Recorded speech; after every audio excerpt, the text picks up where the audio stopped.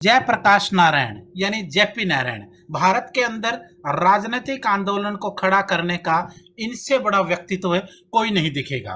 दोस्तों, study portal में आप सबका स्वागत है। मैं आपका साथी और गाइड डॉक्टर विजय। दोस्तों, जितने भी बच्चे यूपीएससी की तैयारी करते हैं या पीसीएस की तैयारी करते हैं या फिर डीएसएसबी, केवीएस, एनवीएस या यूजीसी नेट की तैयारी करते हैं और खास करके पॉलिटिकल साइंस के बच्चे, राजनीतिक विज्ञान के बच्चे, उनके लिए जयप्रकाश नारायण एक महत्वपूर्ण नाम है। भारत के अंदर जितने भी ऐसे एग्जाम होते हैं उनमें इंडियन थिंकर और जिसको आप लोग वेस्टर्न या यूरोपियन थिंकर भी मान सकते हो, एक लंबी चौड़ी सीरीज होती है। लेकिन इंडिया के अंदर जयप्रकाश नारायण, महात्मा गांधी, बाल गंगाधर तिलक, वीर सावरकर, कुछ ऐसे विनोबा भावे, कुछ ऐसे बड़े नाम हैं जो काफी फेमस हैं, खास करके थिंकर्स के लाइन में। आज हम जयप्रकाश नारायण से जुड़े हुए तमाम चीजों को पढ़ेंगे, उनके जीवन के संघर्षों को देखेंगे और उनके द्वारा समाजवाद जैसे मुद्दों के ऊपर जितने भी विचार बने हैं वो पहले जानेंगे और फिर उनसे बने हुए क्वेश्चंस को डिस्कस करेंगे। आइए एक बार देख लेते हैं। शुरू करने से पहले पूरी इंडिया के अंदर हमारा स्टडी मटेरियल बाय कोरियर जाता है। ये डीएसएसबी के पीजीटी के नोट्स हैं जो आपको यहाँ पर दिख रहे हैं। इसके अलावा DSSB, KVS, NVS, UGC NET सभी के आपको मिल जाएंगे। यहाँ पर मैंने जो है वो पीजीटी पॉलिटिकल साइंस के नोट्स का वो फोटो लगाया है। बाकी सभी सब्जेक्ट्स के आपको मिल जाएंगे। इस नंबर पर कॉल करके या व्हाट्सएप पर बात करके मंगवा सकते हैं। जयप्रकाश नारायण का जन्म 11 अक्टूबर 1903 में बिहार के तत्कालिक सारण जिले के सीताबदियारा में हुआ था। एक एक चीज को ध्यान रखना है। 11 अक्टूबर 1903 ईस्वी को बिहार के तत्कालिक सारण जिले के सीताबदियारा में उनका जन्म हुआ था। जयप्रकाश नारायण का विवाह 1900 अक्टूबर 1920 में ब्रज किशोर प्रसाद की पुत्री प्रभावती देवी से हुआ था। यह प्रभावती देवी बाद में महात्मा गांधी से बहुत ज्यादा प्रभावित हुई और एक लंबे समय तक महात्मा गांधी के आश्रम में इन्होंने अपना जीवन बिताया, जिस समय जयप्रकाश नारायण विदेशों के अंदर अपनी पढ़ाई पूरी कर रहे थे। ये एक सिलसिला उस समय का है। जयप्रकाश नारायण की संयुक्त राष्ट्र अमेरिका में उच्च शिक्षा हुई। इस शिक्षा के दौरान उनको अपना खर्च, अपनी एजुकेशन का खर्च, अपने रहन सहन का खर्च चुकाने में बड़ी दिक्कत आ रही थी। उन्होंने अलग अलग जगह पर प्राइवेट नौकरियां की, लेकिन फिर भी जब यूनिवर्सिटी ने फीस बढ़ा दी तो उन्हें उस यूनिवर्सिटी को छोड़ करके दूसरी यूनिवर्सिटी तक पलायन करना पड़ा।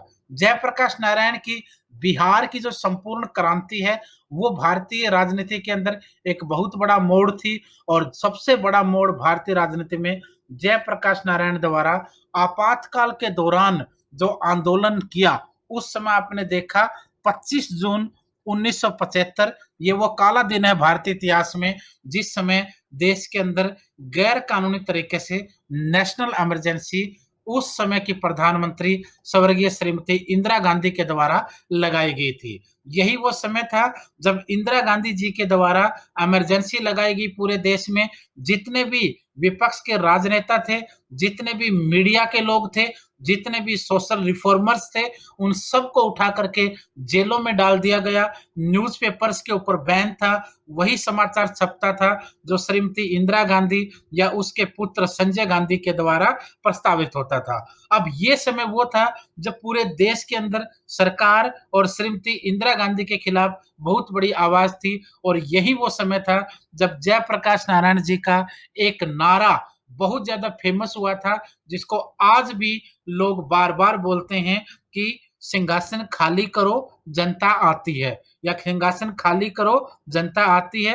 यानी इंदिरा गांधी जी को साफ चुनौती थी कि आप अपनी जो इमरजेंसी उसको हटाइए और अपने पद को छोड़िए। क्योंकि ये हुआ क्यों था, ये इसलिए हुआ था क्योंकि श्रीमती इंदिरा गांधी ने जो चुनाव लड़ा था इससे पहले वाला, उस चुनाव में वो हार गई थी और हारने के बावजूद भी उसने अपने आप को जीता हुआ डिक्लेयर करवा दिया। कांग्रेस की सरकार आ गई, सीटें मिल गई और श्रीमती इंदिरा गांधी प्रधानमंत्री बन गई। लेकिन ये मामला कोर्ट में चले गया और कोर्ट ने जो इलेक्शन में धांधली का मामला देखते हुए इलाहाबाद हाई कोर्ट ने इंदिरा गांधी को इसमें गैर कानूनी तरीके से या धांधली करके जीता हुआ ठहरा दिया, जिसके बाद उनके लिए एक बड़ी समस्या आने वाली थी। उन्होंने राष्ट्रपति को कह करके इमरजेंसी लगवा दी और ये सारा किस्सा यहाँ पर था। देश भर के अंदर लोगों की नसबंदियां की गई।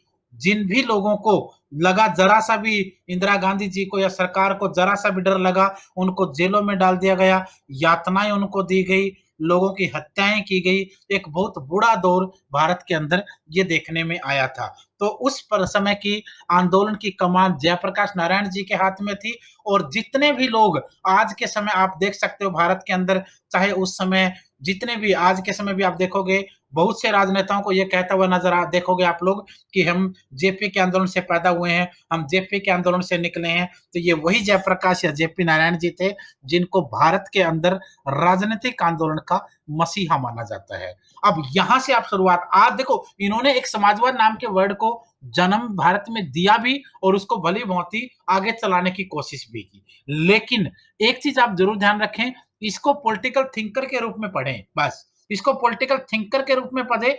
आज के समय यूपी में, बिहार में, अलग-अलग राज्यों में जो अपने आप को समाजवादी बताते हैं या जो समाजवाद कहते हैं या वो जयप्रकाश नारायण का अपने आप को एक प्रकार से उसी पीढ़ी का आगने वाला नेता मानते हैं, वो बिल्कुल बकवास है। उनके पास न ऐसा कोई काम है, न वो इनके पद चिन्हों पर चलते हैं। वो सिर्फ जनता को बेवकूफ बना करके वोट मांगने का काम करते हैं। उन चीजों को अलग कर दीजिए, उन चीजों को बिल्कुल अलग कर दीजिए। चाहे पार्टी का कोई नाम रखे, चाहे कोई अपना भी नाम बेशक रख ले, बट वो चीज बिल्कुल नहीं है, वो बिल्कुल अलग है। हम यहाँ पर सिर्फ जयप्रकाश नारायण जी की चीजों को देखेंगे। जयप्रकाश नारायण की मृत्यु 8 अक्टूबर 1979 में हुई थी और उसका मुख्य कारण डायबिटीज और हृदय संबंधी रोग थे।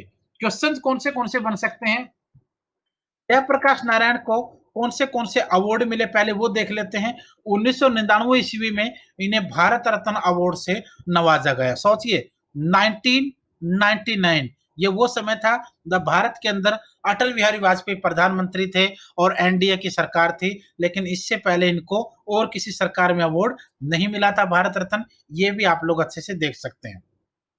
इन्हें एफआईआई फाउंडेशन की तरफ से राष्ट्रभूषण अवार्ड भी मिला था। 1965 में रमन मैग्सेसे अवार्ड से भी इनको सम्मानित किया गया था। क्वेश्चन एक एक करके देखते हैं। निम्नलिखित में से कौन सी रचना जयप्रकाश नारायण की नहीं है?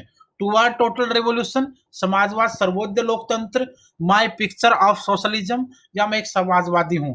कौन सी रचना इनकी नहीं है? तो आपका आंसर होगा डी, ये रचना इनकी नहीं है। मैं एक समाजवादी हूं, ऐसी इन्होंने कोई रचना नहीं की। बाकी आप ये पूछें कि कौन सी रचना है, तो टुवर्ड टोटल रेवोल्यूशन भी इनकी है, समाजवाद सर्वोदय लोकतंत्र भी इनकी है और माय पिक्चर ऑफ सोशलिज्म भी इनकी है। ये काफी फेमस रही है माय पिक्चर ऑफ सोशलिज्म और बाकी का भी काफी ज्यादा वर्णन मिलता है। सेकंड क्वेश्चन है, जयप्रकाश नारायण के समाजवादी विचारों पर सर्वाधिक प्रभाव किसका था? जयप्रकाश नारायण के समाजवादी विचारों पर सबसे ज्यादा प्रभाव महात्मा गांधी जी का था, मार्क्सवाद का था, साम्यवाद का था या फेबियनवाद का था?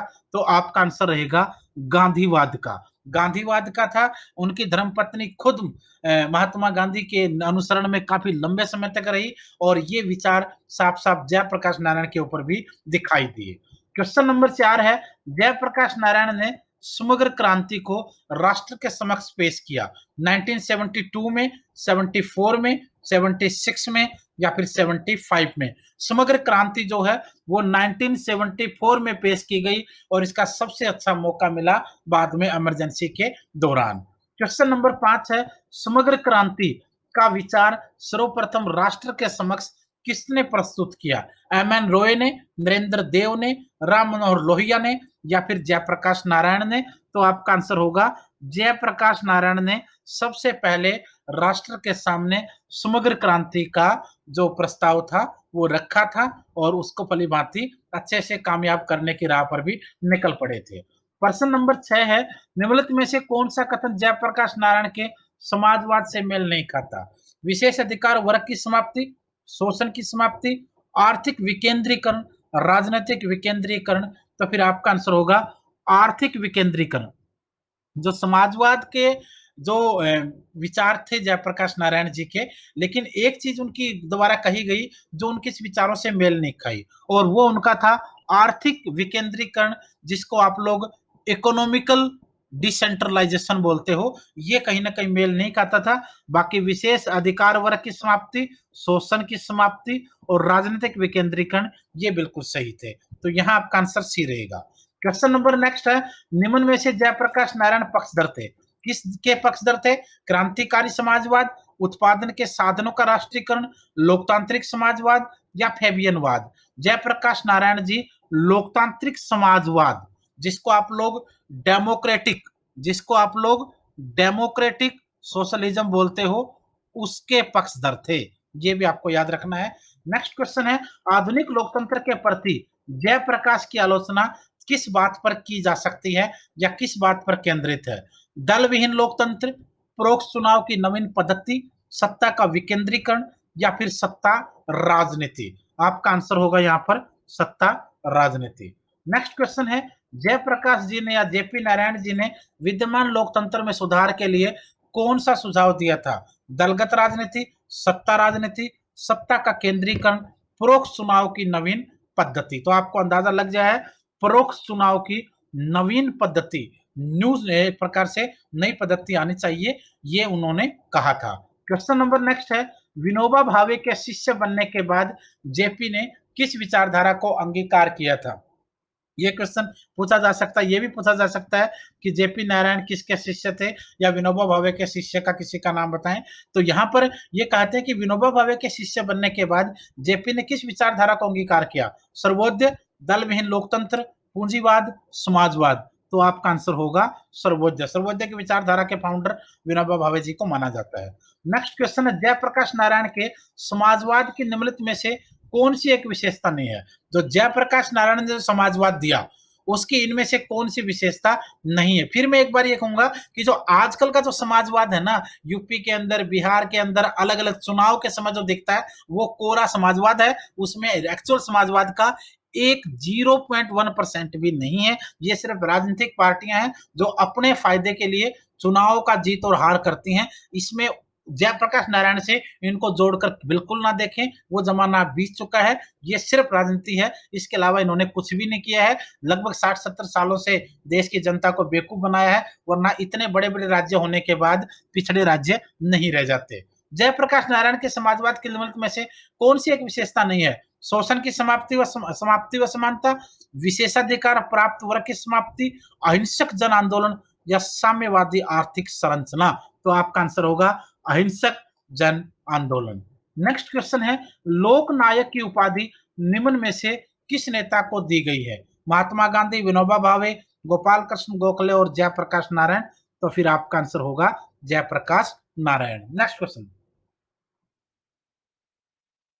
जयप्रकाश नारायण ने अपनी कौन सी पुस्तक में समाजवाद के स्वरूप का चित्रण किया है? Why socialism, my picture of socialism, toward struggle, क्रांति का आधुनिक प्रयोग? तो आपका आंसर होगा my picture of socialism. My picture of socialism में जयप्रकाश नारायण ने समाजवाद के स्वरूप का चित्रण किया है। इसको आप लोग इंग्लिश में भी लिख सकते हैं, माई picture of socialism. Next question आपका है, सन 1975 में जयप्रकाश नारायण ने किसके खिलाफ क्रांति का आह्वान किया था? तो आपका आंसर होगा यहाँ पर बी, श्रीमती इंदिरा गांधी के खिलाफ, क्योंकि भारत के अंदर उस समय इमरजेंसी लगी थी, जिसको आप लोग नेशनल इमरजेंसी कहते हो, जो गैर कानूनी तरीके से भारत में लगाई गई थी। तो ये वो क्वेश्चन थे जो खास करके बार बार जेपी जी के बारे में पूछे जाते हैं। एक और क्वेश्चन है, जयप्रकाश नारायण जी ने सर्वोदय आंदोलन के प्रति जीवन दान देने की प्रतिज्ञा कब की थी? उन्होंने जीवन दान देने की जो प्रतिज्ञा की थी, वो की थी अप्रैल 1954 के अंदर। तो ये भी क्वेश्चन था। और इसके अलावा पूरे इंडिया के अंदर PGT political science, history, geography, physics, chemistry, bio, Hindi, English, DSSB, KVS आप देख सकते हैं। चाहे डीएसएसबी के एग्जाम हो, चाहे केवीएस के एग्जाम हो, चाहे एनवीएस के एग्जाम हो, चाहे आपका यूजीसी नेट हो, चाहे आपका हरियाणा के एस्टेट जैसे एग्जाम हो, राजस्थान के रीट हो, एमपी टेट के एग्जाम हो, या फिर सीटेट जैसे एग्जाम हो, हर टीचिंग एग्जाम के लिए स्टडी मटेरियल बाय कोरियर जाता है। डीएसएसबी में और बाकी केवीएस वगैरह में देखोगे आप लोग, जनरल पेपर का अलग से होगा, सब्जेक्ट वाला कंसर्न अलग से होगा। जनरल पेपर में भी हिंदी के अलग बुकलेट, इंग्लिश की अलग, मैथ की अलग, रीजनिंग के अलग, यानी 7-7 8-8 बुकलेट के पूरे सेट होते हैं, जिसमें हर चीज को सेक्शन वाइज आपके लिए कवर किया जाता है, ताकि आने वाले एग्जाम को आप लोग अच्छे से क्रैक कर पाए। तो इस वीडियो में इतना ही था। इससे पहले मैं रूसो की और अरस्तु की कुछ वीडियोज और डाल चुका हूँ थिंकर्स की, वो भी आप जाकर के देख लीजिए। पॉलिटिकल साइंस का पूरा सिलेबस मैंने डाल दिया है, वो भी आप देख लीजिए। धन्यवाद, शुभकामनाएं।